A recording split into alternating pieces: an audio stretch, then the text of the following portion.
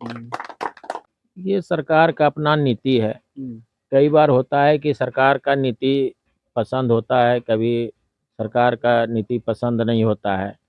हमारे क्षेत्र में बहुत लोगों को ये दिलासा दिलाया गया कि हम 8,500 हज़ार रुपया पर महीने महिलाओं के खाते में जाएगा। हम आपको 1 लाख रुपया महीना देंगे।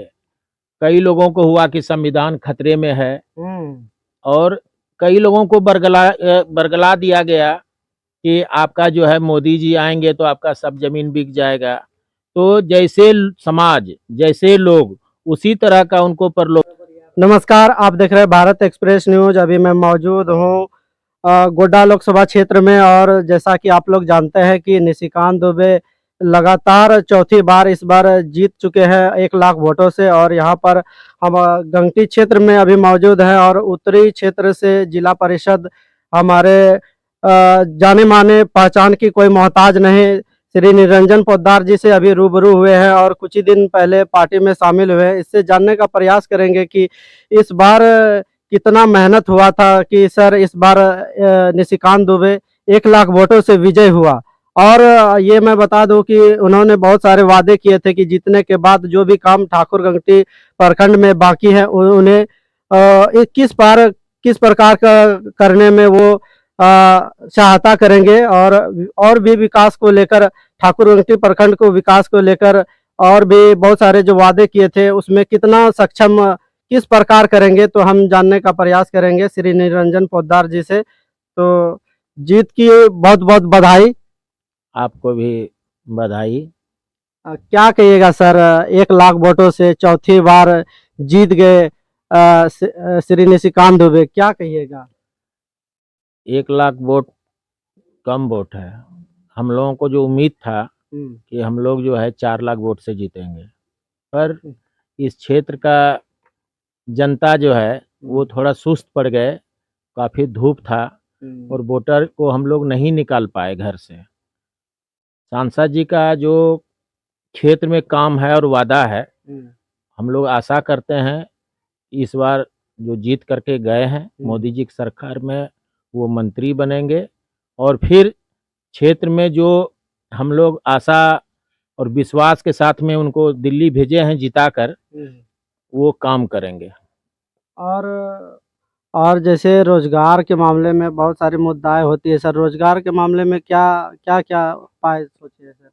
देखिए, रोजगार अभी जो मोदी सरकार घर घर जो रोजगार के लिए फंड दे रहे हैं, जैसे विश्वकर्मा योजना है, हम लोग सांसद महोदय से भी अनुरोध किए हैं कि इस बार जीतने के बाद जब क्षेत्र में आएंगे तो हम लोग एक शिविर लगाएंगे, और शिविर लगाने के बाद जो प्रधानमंत्री का जो भी कार्यक्रम है जो लागू किया गया है, वो हम लोग छोटे छोटे कारीगर को मुहैया करा करके, लोन दिला करके उनको काम रोजगार घर घर में चाहते हैं कि वो रोजगार करे और रोजगार उपलब्ध करा करके उनका आत्मनिर्भर बने।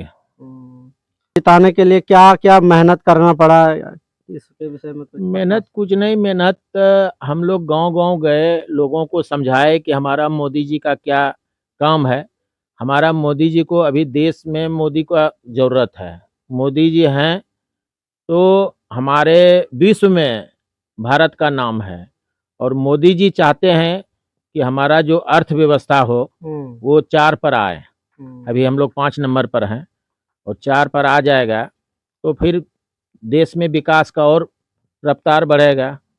स्लोगन दिए थे कि इस बार 400 पार, लेकिन 400 पार से तो नीचे ही रह गई। लेकिन इसमें कहाँ कहाँ गलती हुई सर? क्या लगता है कि बीजेपी के कार्यकर्ता द्वारा कुछ मिसिंग हुआ, या फिर ये सरकार का अपना नीति है।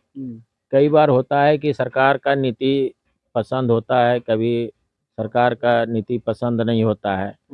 हमारे क्षेत्र में बहुत लोगों को ये दिलासा दिलाया गया कि हम 8,500 हज़ार रुपया पर महीने महिलाओं के खाते में जाएगा। हम आपको 1 लाख रुपया महीना देंगे। कई लोगों को हुआ कि संविधान खतरे में है और कई लोगों को बरगला दिया गया कि आपका जो है मोदी जी आएंगे तो आपका सब जमीन बिक जाएगा। तो जैसे समाज, जैसे लोग, उसी तरह का उनको प्रलोभन दिया गया, उसी तरह का बहकावा दिया गया। जो जानकार आदमी थे वो मोदी जी के साथ में रहे, जो जानकार नहीं थे वो मोदी जी से हट गए। इसलिए कुछ नुकसान हुआ अनुभव के कारण।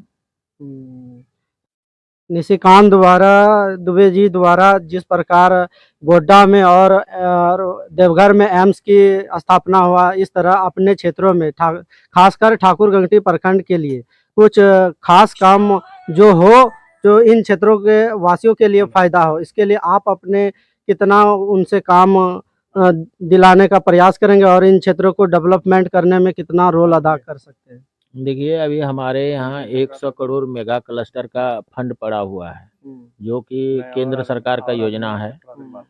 हमारे यहाँ अभी दुबे जी का जो दौरा हुआ था चुनाव में, उसमें ये हम लोग एक प्रस्ताव उनको दिए हैं कि हमारे यहाँ ITI का कॉलेज जो खोला जाए पहाड़ पर, ताकि हमारे बच्चे जो दूर दूर नहीं जा पाते हैं, गरीब बच्चे, वो घर में रह करके ITI का पढ़ाई पढ़े, और ताकि उनको नौकरी में सुविधा हो।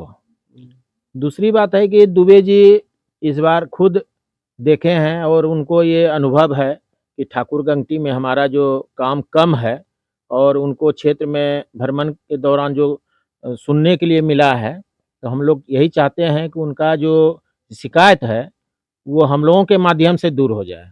हम लोग चाहते हैं कि सांसद महोदय को ला करके एक बार क्षेत्र का भ्रमण करावें और उनको ये समस्या से अवगत करावें कि हम लोगों का जो जटिल समस्या है वो आपके द्वारा दूर हो जाए। खरखोदिया में डेयरी प्लांट खुलना था सर, उसमें क्या अड़चनें रह गई जो उसमें इसको दूर नहीं किया गया? तो क्या इस बार लगता है कि चौथी बार जीते हैं तो इस समस्या को दूर करने में वो सफल रहे होंगे?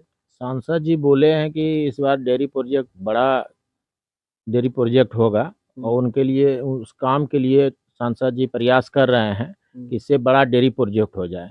वो खरखोदिया में जो डेयरी प्रोजेक्ट का काम अधूरा पड़ गया, उसमें कुछ शिथिल समाज के लोग शिथिल पड़ गए, जो कि नहीं करवा पाए, और हम लोग चाहते हैं कि सांसद जी जो काम शुरू करे वो पूरा हो।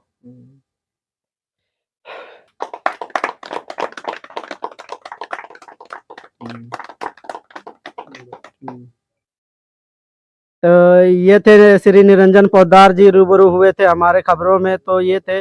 और ये उत्तरी छोर के जिला परिषद भी है और चेयरमैन भी रह चुके हैं। तो ऐसे ही तमाम खबरों के लिए देखते रहे Bharat express news. Thank you. जय हिंद, जय भारत।